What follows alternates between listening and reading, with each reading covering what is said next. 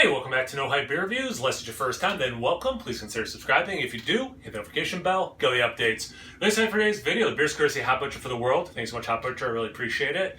It's called Greener Times, Matuka, Nelson, and NZH 101, which makes me think New Zealand hops 101, so it's some sort of new variety. India Pale Ale, 6.5% ABV. I've kind of had this beer, so I don't know, a week and a half ago, maybe 2 weeks, whatever it was, a little while ago, I wanted a beer, didn't want to review one, and I almost always, if I have multiples and I'm going to review one, I wait till I review to, try it on camera for the first time. So I ended up, I'm like, I just want a beer. This is relatively low ABV for what I had at the house, so I'm like, I'm going to drink this. So a couple sips in, I was liking it, and my wife's like, hey, can I try that? I'm like, yeah, sure.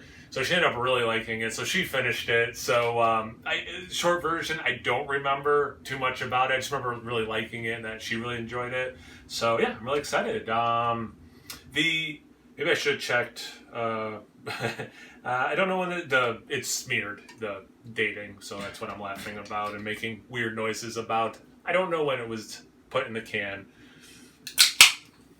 I'm going to say probably a month ago, maybe? Within a month? Anyway, proper glassware. It's going to taste better. Greener Times. Beautiful orange with that yellow, approaching what I call burnt orange.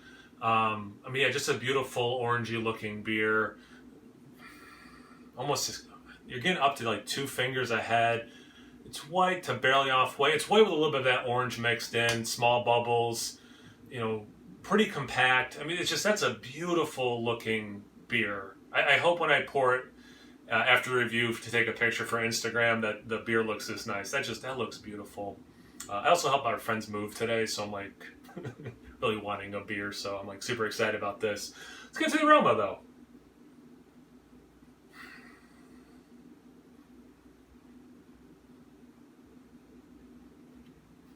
What is that? It's tropical in ways that I haven't been getting lately too much, like your typical, mango's a common one, pineapple's a common one, like sometimes there's like these really common ones. It's more like papaya and things that I don't, think of as often and don't eat as often, so it's making it a little harder for me to identify.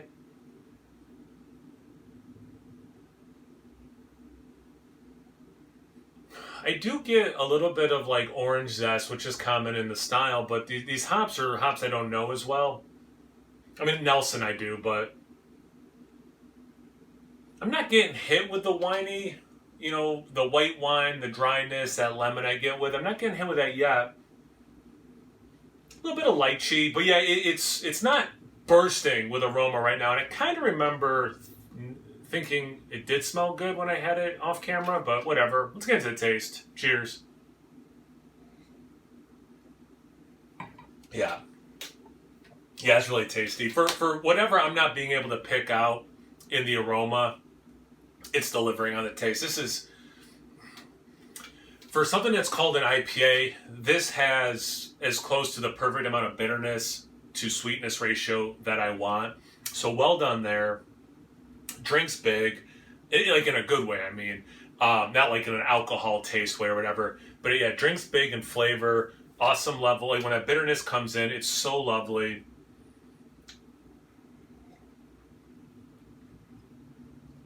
Like the aroma, and this makes sense, I got a little bit of orange zest. I get some of that in here, but then it makes way, or like morphs into, is probably a better way of saying it, into lemon zest, which definitely makes sense with the Nelson, because I get that so often.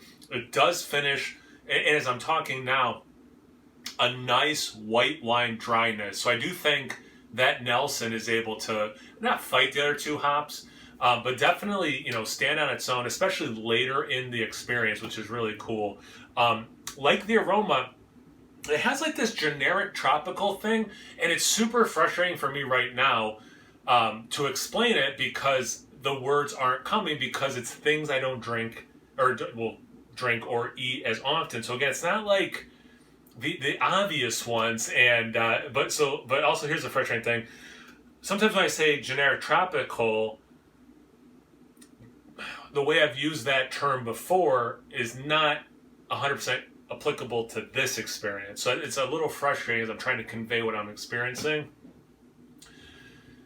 Usually how I usually use that is, it's just like such a mix. You know, there might be moments where you can kind of be like, oh, that's this thing, but it's really like a mix. Whereas again, this one is a mix, but it's a mix of things I'm not like, again, papaya and lychee, things I don't consume quite as much. But it is very easy to identify that lemon in white wine notes, so that's cool. It's just good. It's just a good beer.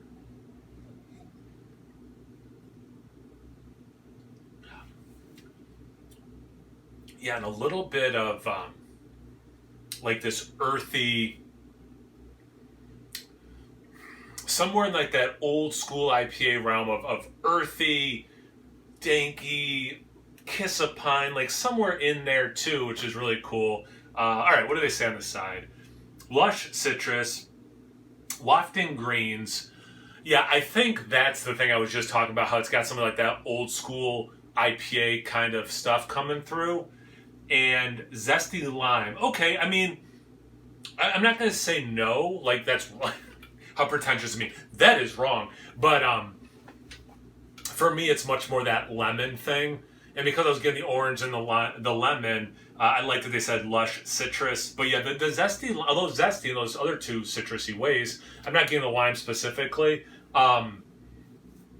Although I do have lime upstairs. Maybe off camera I'll put some lime in water and drink it and kind of compare, see if I do get the lime once I have like, it's so fresh in my palate. But anyway, it's a killer beer. I feel like there's I'm as guilty as anyone. I feel like there's a false sense of, you know, if I could say 30 descriptors, that means this beer is better than if I can only say like 5 descriptors, right? And this is a good example of that not being the case.